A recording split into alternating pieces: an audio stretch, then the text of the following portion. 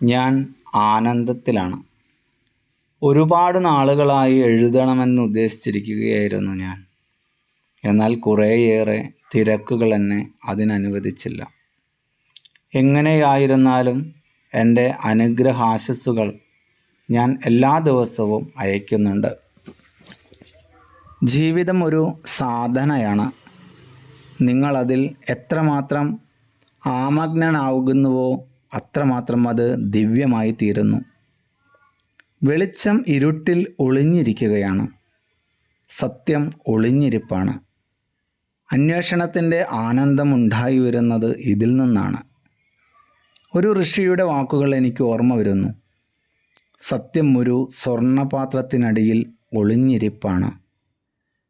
സത്യത്തെ മറയ്ക്കുന്ന സ്വർണം കൊണ്ടുള്ള ആ മൂടി നമ്മുടെ മനസ്സല്ലാതെ മറ്റൊന്നുമല്ല. മനസ്സ് നമ്മെ കൈക്കലാക്കി കളഞ്ഞു.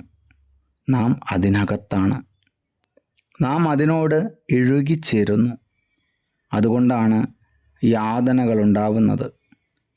ബന്ധനങ്ങളും പുനർജന്മത്തിൻ്റെ ചങ്ങലകളുമൊക്കെ അതിന് മുകളിലേക്ക് ഉയരുക. നിങ്ങൾ അതിൽ നിന്നും വേറെയാണെന്ന് ബോധവാനാവുക. അതുമാത്രമേ ആനന്ദം കൊണ്ടുവരുന്നുള്ളൂ. അതുമാത്രമാണ് സ്വാതന്ത്ര്യം. ജനന മരണാദികളുടെ അവസാനവും നമുക്ക് നാം സത്യത്തിൽ എന്താകുന്നുവോ അതാകേണ്ടിയിരിക്കുന്നു.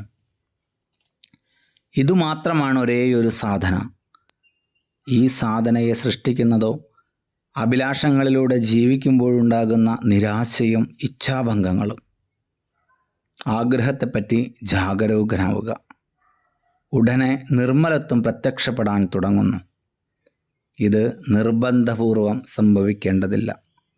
അത് മമതയെപ്പറ്റി ബോധവാനാകുന്നതിലൂടെ സ്വാഭാവികമായി തന്നെ പിന്തുടർന്ന് വരുന്നതാണ്. നമ്മിൽ ഓരോരുത്തരും അവനവൻ്റെ ആസക്തികളെപ്പറ്റി ബോധവാനാകേണ്ടതുണ്ട്.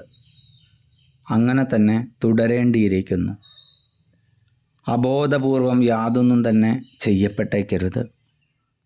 ഇത് ഓർമ്മിക്കപ്പെടുകയാണെങ്കിൽ ഒരു ദിവസം നമ്മുടെ പ്രജ്ഞയിൽ തീർത്തും പുതിയ ഒരു പരിണാമം സംഭവിക്കുന്നു. ദൈവം നിങ്ങളെ കൊണ്ടുപോകുന്നത് ഈ പരിണാമത്തിലേക്കാണ്. ഞാനതറിയുന്നു.